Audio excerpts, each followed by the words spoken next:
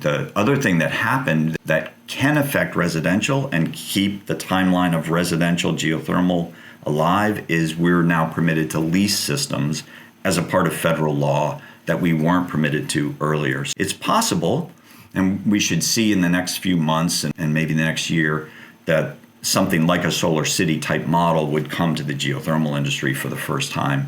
So the commercial system would be owned by a company. They could take the commercial tax credits, so they would have a lower cost of capital effectively, and then offer leases to homeowners. So that's something to keep an eye on. This is one that has been on my list since the beginning, and another great 101 episode. Geothermal is a topic you may have heard about, but many people, including me, didn't have a great understanding of what it was and what the future could mean for it. Let's get right into it. This is Plugging In. I'm Barry Wygel. Welcome to Plugging In, powering our way to a brighter and healthier New York. I'm your host, Barry Wygel. Each episode on this podcast, we will discuss a different topic related to clean energy, explaining complex topics in a way you can understand. Become part of the community as we help to make a brighter and healthier New York. As the sun crests on the horizon, a new day dawns in our state. A new hope for tomorrow is rising, a clean future we create. Tomorrow we breathe easier. Tomorrow the skies are clear. Today we are plugging in. The future of New York is here. John Ciovacco is the immediate past president of New York Geo and the president of Aztech Geothermal, headquartered in Ballston Spa, New York. John is heavily involved in geothermal advocacy and works on both residential and commercial installations. John, thanks for joining us on the podcast. Glad to be here, Barry. Looking forward to it.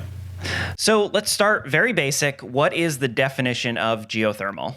So geothermal, unfortunately, has a bit of a broad definition. Oftentimes, people think about the hot rocks geothermal, which steam makes a turbine go around and generates electricity. That's not what we do. There's also areas like in Greenland where hot springs and things can be used directly to heat buildings. That's mostly not what we do.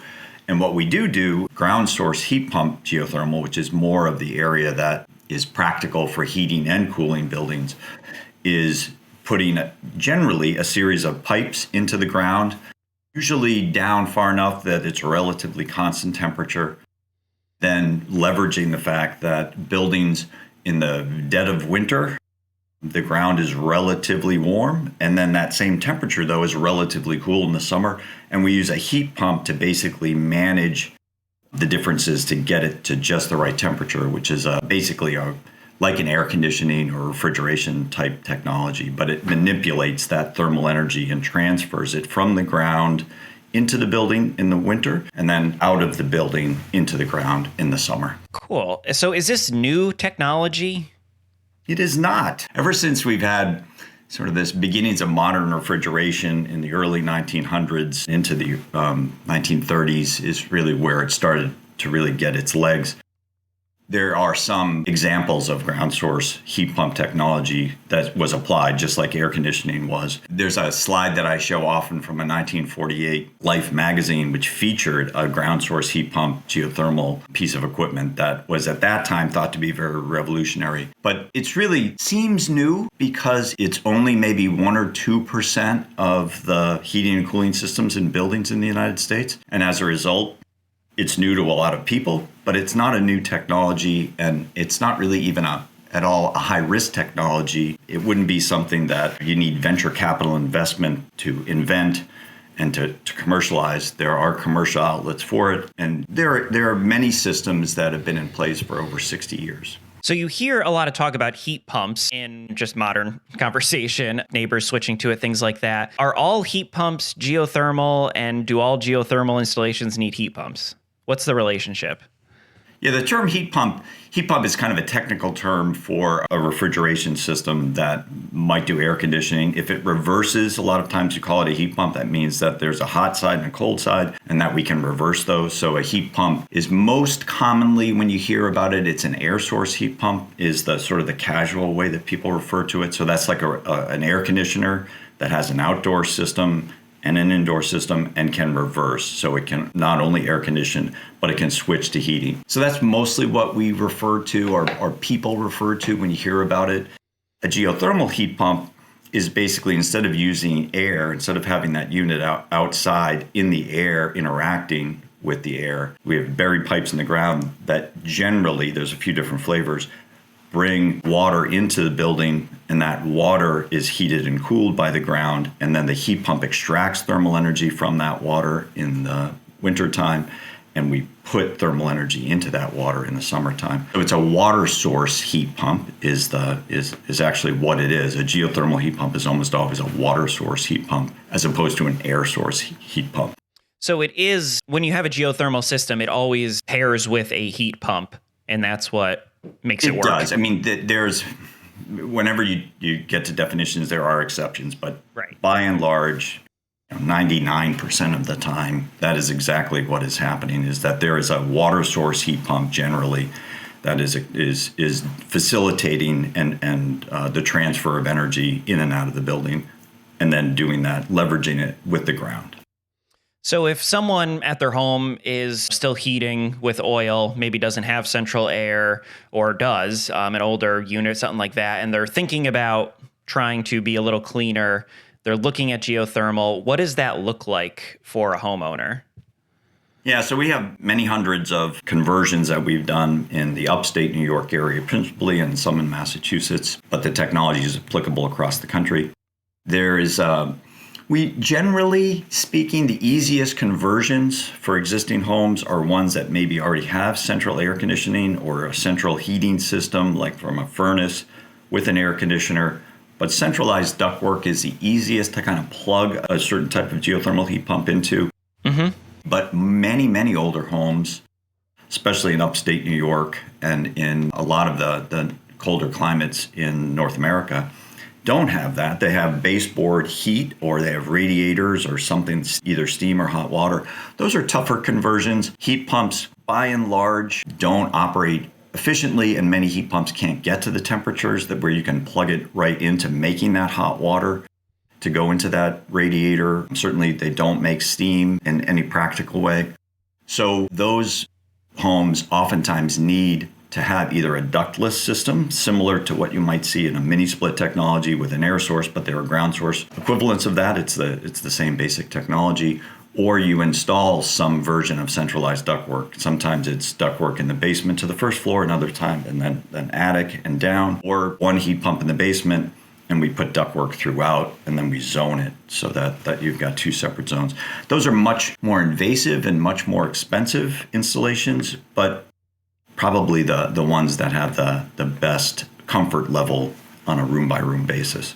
So let's kind of walk through a sample project, and to make your life easy, we'll pretend there is central air, so they have the ductwork throughout the house. What should someone consider when they're looking into a project like this, and then what does it look like when you show up? Yeah, so one of the things that we do is we measure the ductwork to see if it is sized properly for the difference between, say, a furnace. Like an oil furnace produces very hot air. Combustion heat is hot just by its very nature, where heat pump heat is more mild. So we need a larger volume of mild temperature air to do the same thing. So oftentimes the ductwork, some component, either the supply where it goes out to the house or the return where it comes back to the heat pump, might not be sized properly, in which case we need to maybe make adjustments. We need to add some supply or add some return. It's not something the homeowner really would know in advance, but it's one of the first things we would look to do. And if it is sized properly, and I would say in maybe 80% of the cases, it's by and large a central ductwork system. We can plug right into it without much adjustment at all. But then we do make adjustments at times. So that's the first thing we do. The other thing that we think about is that we want that house to be comfortable. And remember, it's more of a mild temperature heat. So a furnace might give off 140 degree heat. And when you put your hand at the register, it feels warm. 140 feels warm to us, 120, even 100. Heat pumps are really going to deliver more like 100, even 80 to 90 degrees as long as your temperature that you're set to is, say, 70, something like that in the house. Anything warmer than that will get you there eventually if you have enough of it and it runs for a long enough time. So we basically want to make sure that the house is insulated and air sealed well enough that that mild temperature air will warm the occupants in a way that feels comfortable. And that's something that we, I guess, warn or tell our customers. And air source has the same thing. It won't feel as warm as maybe you're used to, but it'll get there. And the run times are also longer. So for instance, a furnace, an oil furnace, might go on maybe 20 to 40 minutes every hour, but it goes on and off. A heat pump on the coldest day will run continuously. It's just trying to keep up the whole time. It's not that it can't get there, it's just designed to operate over a range, and it'll modulate up and down just to match the temperature. But we'll have customers that'll call us up and say, it hasn't gone off. It's been running 2 days straight during a cold period. And we'll say, well, that's what it's supposed to do. That's how it's designed. Mm-hmm. Yeah, and that's a good plug for the home energy audits that are offered by NYSERDA that we covered on a previous episode to check if your home's ready with the proper sealing and everything. So what's the selling point? Why would someone consider switching to geothermal? Yeah, geothermal is, if you have delivery fuels like oil and propane, those are expensive. And so geothermal electric-based systems are much less expensive to operate. So that's been a big draw in the industry from a homeowner standpoint. It has heat pumps in general and geothermal heat pumps in particular, can be more comfortable. As much as sort of that 140 degrees sounds good coming out of the register, the problem is it stratifies, so it's light and buoyant and goes to the ceiling. And so you've got this big range. So your feet might be cold and your head might be warm. When you enter the room at, say, 90 degrees, which is much closer to your set temperature, it's much more even from top to bottom. So it tends to more evenly heat a house and people feel more comfortable with it. And then I would say is if we can make the money work, the customers that we have are oftentimes have an environmental bent as well. So they like the fact that they were going from a combustion system to electric system, and then the electricity, especially in upstate New York, is largely very clean. So that alone or paired with solar can be a nice combination for folks that have that interest in the environmental aspect as well. And when you look at the economics of a system for a home, obviously there's a lot of factors that go into it. You've mentioned a lot of those with the ducting and the ceiling and everything. But is that something you help people understand if they give you a call and they say, I'm not sure about this? You can kind of talk them through the economics? Yeah, that's always on the table. There's almost no person, no matter how much money they make, that doesn't care about how much something costs. That's unusual. You're right. And so what we end up doing is we usually give people a rough estimate quickly, because you can go on and get lots of information about people's homes, say through a service like Zillow. You get a sense of the square footage and what kind of fuel comes into the house. And then so we'll have a sense of their operating costs just even at a glance. And then we'll have a sense of the conversion cost because we've done many hundreds. If they have central ductwork, it's one price. If they don't and they need some kind of distribution system, that's a different price. And then we can give them the breakdown of here's how much the system will cost. Here is the state rebate. Here is the state tax credit in New York. Here is the federal tax credit through 2025 right now. And then here's kind of the net that you'll need to come up with. Again, in the delivery fuel areas, that's pretty good math. That's where the savings are significant enough that you could pay that difference off between, say, a conventional system or even an air source heat pump system. But I would have to say, too, that, and I've got my gas to geo hat on, that the economics in natural gas areas not as good. Right. And that's true of air source as well. Air source has generally negative savings. You'll spend more on electricity to replace the combustion of expenses of natural gas. Geothermal is still a mild savings over natural gas, so that's miraculously great because natural gas is relatively inexpensive, but it doesn't give you much to work on the payback. So anything extra you pay for a geothermal system, you'll have trouble doing the math. It would be your payback gets strung out over many, many years.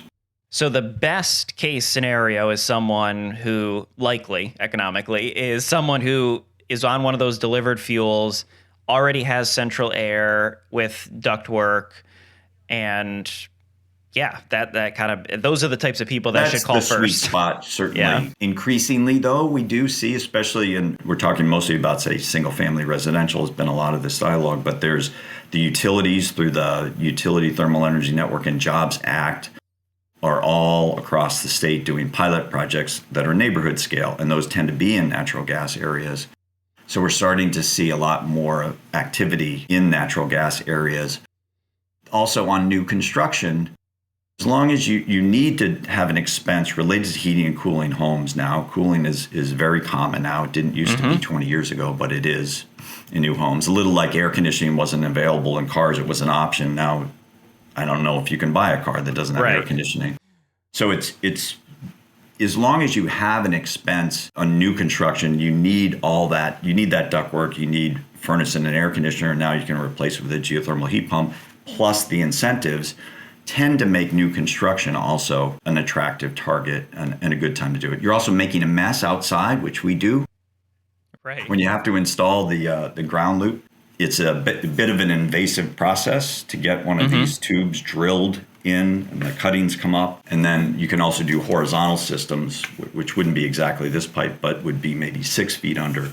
But new construction, you're doing a lot of work, a lot of site work anyway, and it's a good time. You don't have an extra expense for site work really as much. It's easier to incorporate. Right. That's another good use case. And that takes me to my next question is the scalability of these systems. So you mentioned, so I've only heard of it, at the residential scale, but you mentioned now there's pilots for neighborhood, and then can it get bigger? Can it do multifamily buildings? Yeah, so we just finished a project in Albany and then starting on a phase 2, and there are, and it's just not my company. This is happening all across the state and in a lot of the Northeast in particular. An 88-unit multifamily building with the Albany Housing Authority called Steamboat Square, and that building was natural gas with big 1 million BTU an hour natural gas boilers in the basement, 2 of them. Those have been removed, and then there are 32 500-foot boreholes that are underneath the parking lot that then funnel together basically and bring the energy into the building. And then there are heat pumps in each apartment, and now all the tenants have heating and cooling off their own thermostat, where previously the boiler would send heat to the room. The control wasn't very good. They didn't have air conditioning. They needed to have a separate air conditioner that they had to pay extra for. And so the building is wildly better. The domestic hot water is also centralized and done with geothermal heat pumps as well. So it's a fully electrified building, and like I say, that's not a one-off. That's a relatively common thing. We're probably involved in projects of that scale, maybe 20 of them right now, just my company. Yeah. And so there's a lot of activity in the commercial sector. Plus the interest now, both from NYSERDA through their community heat pump programs that they've been putting out with colleges and universities and with municipalities are kind of more the focus of that. And then the utilities, all the 7 largest utilities are all doing pilot projects, and we're involved very much in those. And those are really interesting because they involve a whole range. So there's some larger buildings, maybe that multifamily building would be attached to a network, say in Ithaca, and then there'll be single family homes and a gas station and a science center. So there's a big variety of buildings that are on demonstration on those. Of those pilot projects, the one that's most mature and operating from a utility in the Northeast is from Eversource in Framingham, Massachusetts. And that's been up and running for about 6 months now. It's been in the planning and construction phase, and that is some 130 customers over about 60 buildings. So there is some multifamily. There's an office of a school, and then there's 22 single-family homes, and they're all connected to a common network with an 8-inch pipe that's in the street. So it's basically an alternative to natural gas on a larger scale. So that's something where they have a central ground loop. I'm going to try to learn the terminology you're using. So there's a central ground loop, and the water that's coming out of that ground loop goes to each of those units, or does it get transferred into something first? Yeah, so they'll be in, just as by example, the Framingham project has vertical boreholes. Some under are angled, a road, actually. you said. Yep. And there's a network of those. So there's maybe 20 here and 40 there and 60 there, and they're in 3 different locations around the 1 mile loop.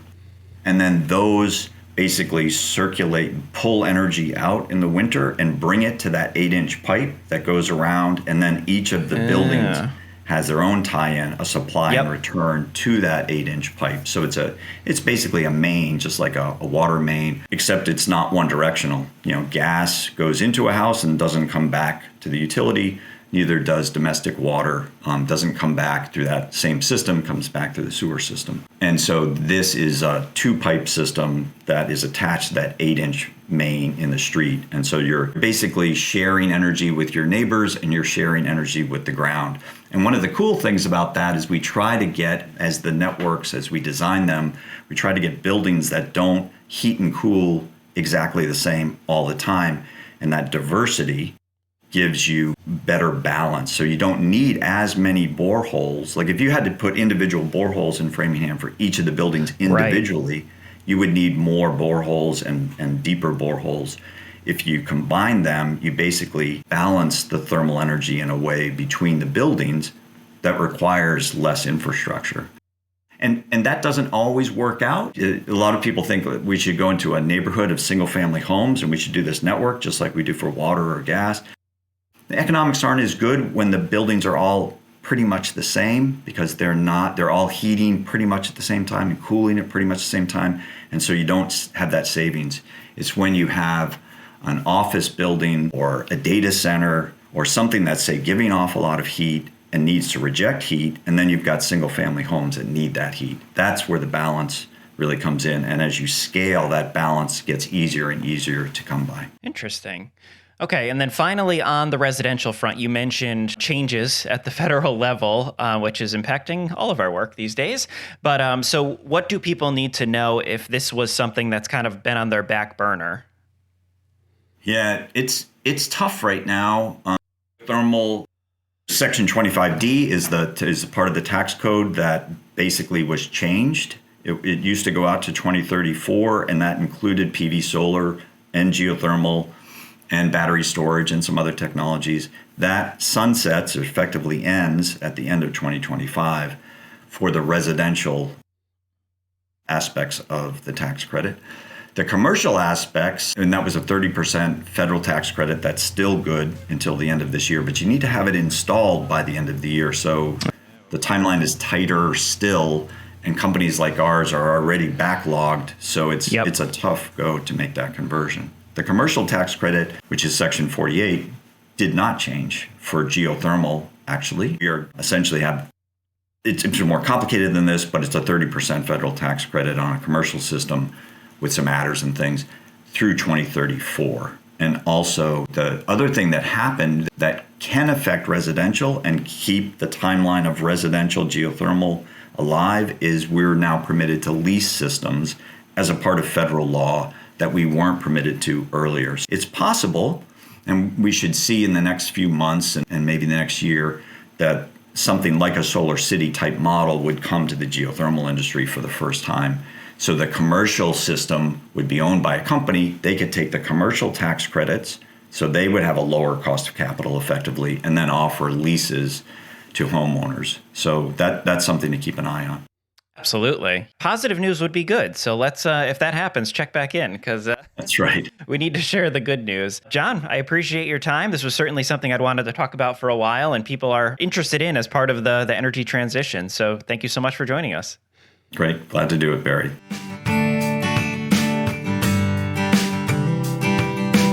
Thank you for listening to this episode of Plugging In. I hope you learned something, and I hope you share this knowledge with someone else. It would be incredibly helpful if you leave us a 5-star review wherever you found this podcast. If there's a topic you would like us to cover in the future or have a question about clean energy, send us an email at podcast@aceny.org. You can follow us on social media using the links in the show notes, or consider joining our Clean Energy Supporters mailing list at aceny.org/support. Your support is crucial to creating a brighter and healthier New York. I'll see you next time. As the sun crests on the horizon, a new day dawns in our state. A new hope for tomorrow is rising, a clean future we create. Tomorrow we breathe easier, tomorrow the skies are clear. Today we are plugging in the future of New York.